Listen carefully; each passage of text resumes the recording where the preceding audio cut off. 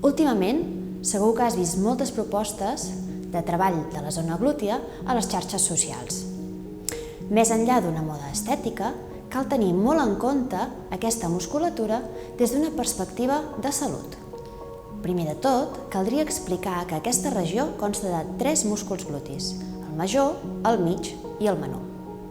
De manera general, el més visible i voluminós, situat a la part posterior del cos, és el major. El gluti mig se situa a la part lateral del maluc i el menor no és visible a la superfície, sinó que queda cobert pels altres dos. De tots 3, una gran part dels exercicis proposats estan pensats per desenvolupar més volum, més to i força del gluti major. Però, sabies que el més interessant per a la nostra salut és el gluti mig? Et deixo 5 punts clau per explicar-te per què caldria posar el focus en els entrenaments d'aquesta regió. L'activitat del gluti mig es veu disminuïda en casos de patir una lesió al turmell, com per exemple pot ser un esguins, fet que implica un pitjor control de l'extremitat i l'augment de risc de patir una altra lesió en aquesta zona. La grossor del múscul es veu disminuïda en aquests casos de lesió en el nivell del turmell i afecta no només la cama lesionada, sinó les dues.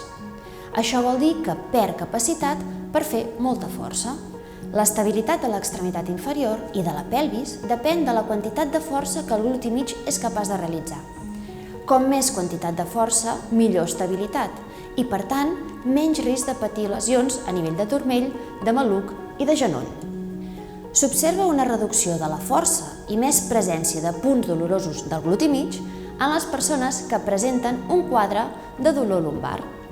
Les persones que presenten dolor lumbar poden presentar menys grossor del múscul i, per tant, menys capacitat de realitzar força. I, sobretot, no me n'oblido pas, totes aquestes troballes es van investigar paral·lelament amb altres músculs, també el gluti major, el qual no presentava cap d'aquests canvis en les situacions descrites, sinó que la seva activitat es manté igual que per les persones que no presenten cap de les disfuncions comentades anteriorment. Com a conclusió, diria que cal conèixer en quina situació ens trobem.